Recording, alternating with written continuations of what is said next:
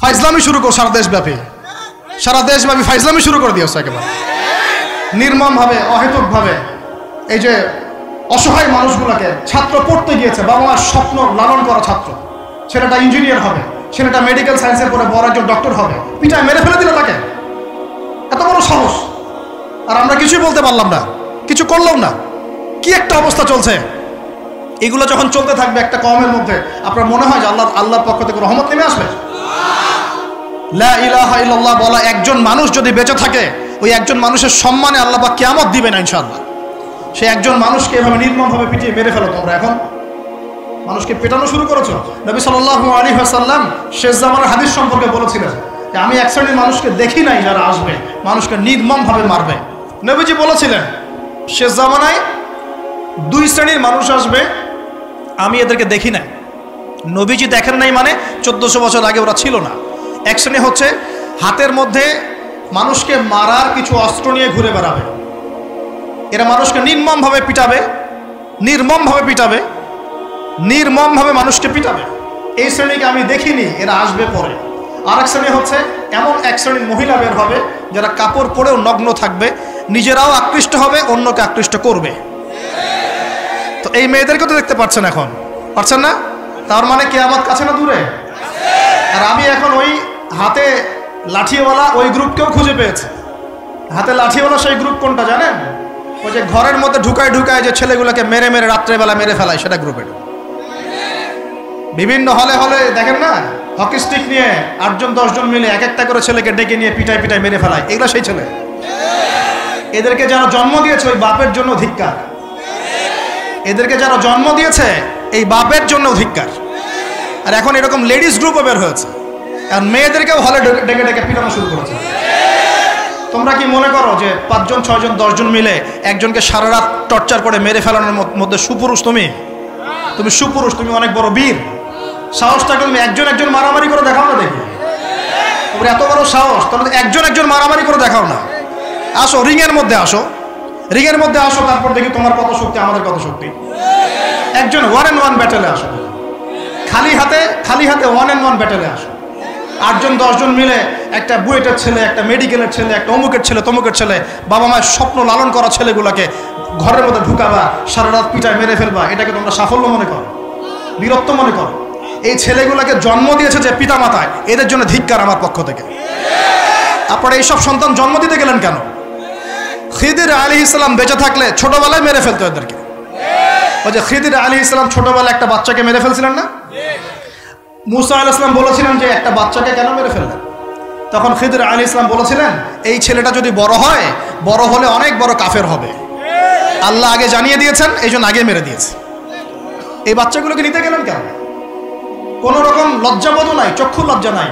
এরপর যখন আইন শৃঙ্খলা বাহিনী এদেরকে অ্যারেস্ট করে নিয়ে যায়, বীরের মতো হাসতে হাসতে চলে যায়। ও জানে যে আমার কোনো সমস্যা হবে না, ফাঁক ফোকর দিয়ে বেরিয়ে চলে আসো। তোমরা এগুলোকে বীরত্ব মনে করো, সুপুরুষ হয়ে গেছো তোমরা।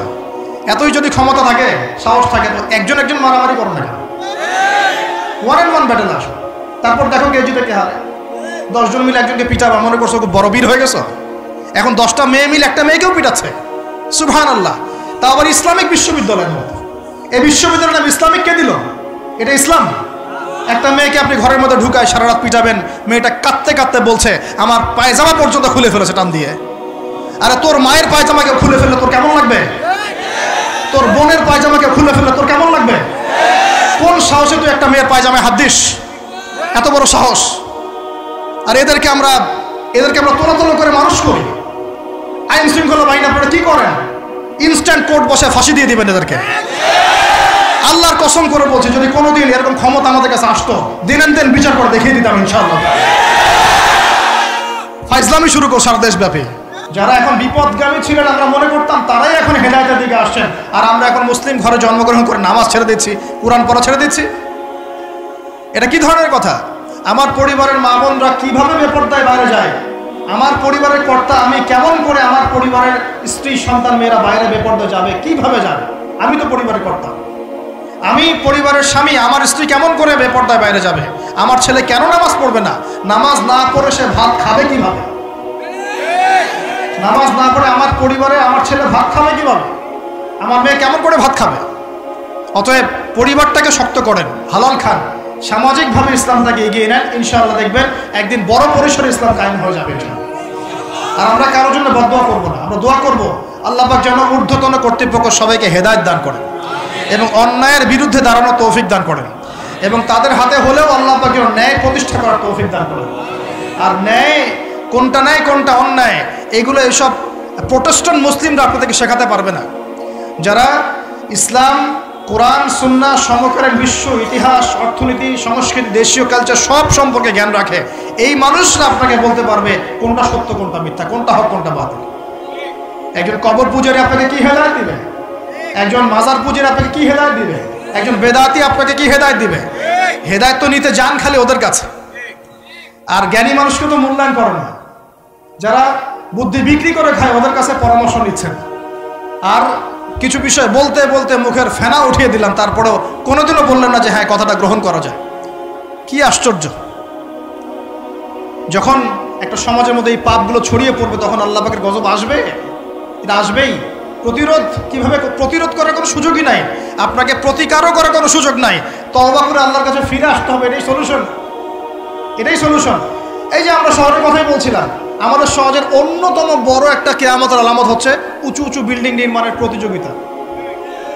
নবীজি জীবনের শেষের দিকে যে হাদিসগুলো বলেছেন, শেষের দিকে, তার মধ্যে কিয়ামতের বড় দুইটা আলামত বলেছেন। তার মধ্যে একটা হচ্ছে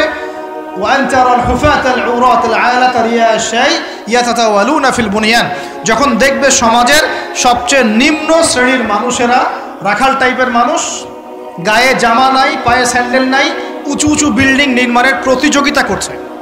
ধনীরা বিল্ডিং নির্মাণ করবে এমনটা নবীজি বলেন নাই। নবীজি বলছেন গরিব, ফকির, মিসকিন, গায়ে কাপড় নাই, স্যান্ডেল নাই, এরা বিল্ডিং নির্মাণ করবে না, প্রতিযোগিতা করবে একে অপরের সাথে। এখনকার আরব বিশ্বটার জাজল্যমান দৃষ্টান্ত। অনেক সলফে সালেহিন বলেছেন যে এই হাদিস থেকে আরবদেরকে ইশারা করা হয়েছে। এটা আমাদের ঢাকার মধ্যে চলে আসছে। কালকে যার এক জাররা টাকা পয়সা ছিল না, আজকে 10 তলা 20 তলা ফ্ল্যাটের মালিক। কিভাবে সম্ভব? সুদের মধ্য দিয়ে সম্ভব, দুর্নীতির মধ্য দিয়ে সম্ভব, কালো টাকার মধ্য দিয়ে সম্ভব, অন্যের সম্পদ অন্যায়ভাবে হস্তক্ষেপ করার মধ্য দিয়ে সম্ভব। আর মাশাআল্লাহ, যার একটা 5-10 তলা বাড়ি আছে আমাদের শহরে, অন্য মানুষকে মানুষই মনে করে, ভাড়াটিয়াকে মনে করে যে তেলাপোকা, ককরোচ, ছিছি করে তার আছে। কত যে শর্ত! কোনো সময় এমনও হয়েছে মানে বাড়ি ভাড়া চাইতে গিয়ে যে বেইজ্জত হতে হয়েছে, মনে হলো যে বাড়ি ভাড়া চাইতে গিয়ে মানে নিজের সম্মান নিজে নষ্ট করে ফেললাম। সুবহানাল্লাহ। কারণ যখন নিম্ন শ্রেণীর মানুষের কাছে অর্থ আসে তখন কিন্তু এদের মধ্যে কালচার আসে না। সম্পদ আসে ঠিকই, কিন্তু কালচার, সভ্যতা আসে না। তারা অসভ্যই থেকে যায়। কাকে সম্মান দিতে হবে, কাকে দিতে হবে না সেটাও জানে না। কথা বুঝতে পারছেন? এটা আমাদের সমাজ এখন চলছে, হাইলি কনস্ট্রাক্টেড বিল্ডিংসের প্রতিযোগিতা। আর আমরা বলবো কেন, এই যে এখনকার সেকুলার রিপোর্টগুলোই বলছে বেশিরভাগ বিল্ডিংয়েরই দেখা যায় যে কোনো রকমের ভিত্তি নাই। এই 5-6 মাত্রা ভূমিকম্প হলেই সব ধরধর করে পড়ে যাবে। আরও এই যে অহংকার, আমি একটা ফ্ল্যাটের মালিক। ঢাকা শহরে মনে হচ্ছে যেন পরিচয়ের মানদণ্ড হচ্ছে এটাই। জিজ্ঞাসা যদি করেন যে ভাই আপনার নাম কি করেন, বলবে ওই যে ফ্ল্যাটটা দেখছেন 10 তলা, ওইটা আমার। ভাবখানা এমন যে এটাই তার পরিচয়ের মানদণ্ড। সে কি করে, তার শিক্ষাগত যোগ্যতা কি, কোন প্রফেশন, এগুলো বড় কথা নয়। ওই যে ফ্ল্যাটটা দেখছেন 6 তলা, ওইটা আমার। অনেকে এসে পরিচয় দেয়, আমি অমুক পার্টির অমুক, আমি অমুক পার্টির তমুক, আমি অমুকের সাধারণ সম্পাদক, আমি অমুকের সভাপতি। এগুলো পরিচয়, এগুলোই মানুষের পরিচয়। আমি অমুক দল করি, তমুক দল করি। পরিচয় কি তোমার?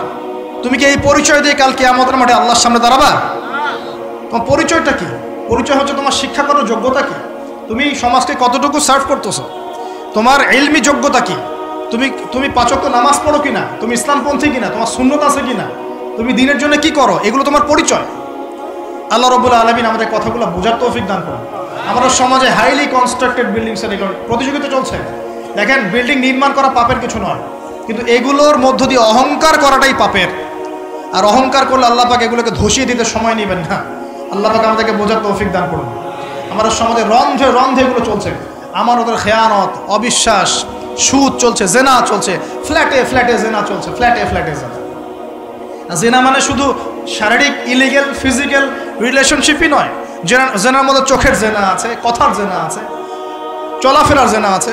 নবীজি বলেছেন শেষ জামানায় এক শ্রেণী মেয়ে আসবে যারা পুরুষের কাপড় পরে ঘুরবে।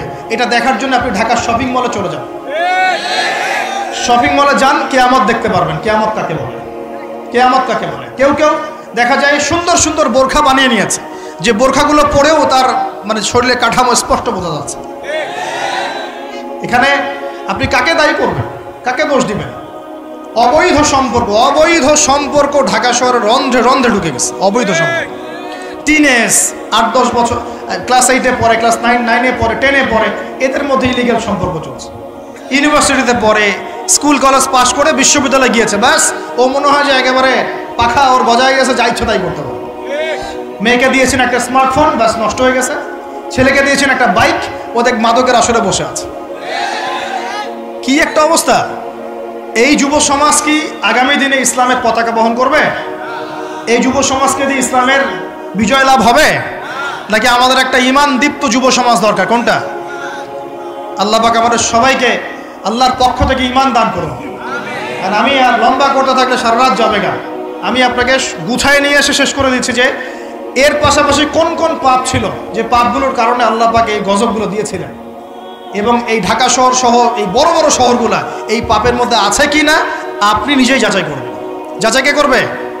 আপনি যাচাই করবেন, আমি যাচাই করব না। 1 নম্বর শিরকের পাপ, আছে না নাই? কুফরির পাপ 2, আছে না নাই? আমানত উঠে যাওয়া, আছে না নাই? আমানত উঠে যায় নাই? কোন জায়গায় আমানত আছে? কেউ বলছে যে আমি জনগণের কল্যাণে নিজেকে নিয়োজিত করেছে, উপর থেকে হাতি আসলে ও খাইতে খাইতে খাইতে মাসি বানায় দেয়, দেয় না? এগুলা একটা বাজেট আসছে 1 কোটি টাকার, দেখবেন আস্তে আস্তে আস্তে 10 লাখ টাকায় নেমে আসছে, শেষ না? এ খাবে 10, ও খাবে 5, এ খাবে 5 করতে করতে করতে জনগণ খাবে 10। তা আমানত উঠে যায় নাই সমাজ থেকে? 3 নম্বর আমানত উঠে যাবে। 4 বিশ্বাস উঠে যাবে। বিশ্বাস উঠে গেছে না? বাবাও ছেলেকে বিশ্বাস করতে পারে না, এখন স্বামী স্ত্রীকে বিশ্বাস করতে পারে। মনে রাখবেন, একটা সমাজে যদি বিশ্বাস না থাকে একের প্রতি অন্যের, এই সমাজের মধ্যে কখনো শান্তি আসবে? আসবে? আসবে না। আপনি পরিবারে শান্তি পাবেন না, সমাজ তো পর দূরের কথা। এবার আসেন 5 নম্বর হচ্ছে মাপে কম দেওয়া। মাপে কি ভাই? এই মাপে কম দেওয়াটা আমাদের সমাজে পাপের মধ্যে নাই? ব্যবসায়ী যারা আছেন সতর্ক হয়ে যান। আপনি যদি মাপে কম দেন, এই পুরো রিজিক আপনার জন্য হারাম হয়ে যাবে। আল্লাহ পাক বলেছেন এই মাপে কম দেয়া হারাম রিজিক খেয়ে ইবাদত করলে ইবাদত কবুল হবে না। পৃথিবীতে সর্বপ্রথম কওমে মাদিয়ানকে ভূমিকম্প দিয়ে ধ্বংস করে দেওয়া হয়েছিল। তাদের প্রধান অপরাধ ছিল মাপে কম দেওয়া, যেটা আমাদের মধ্যে ছড়িয়ে পড়েছে। মাপে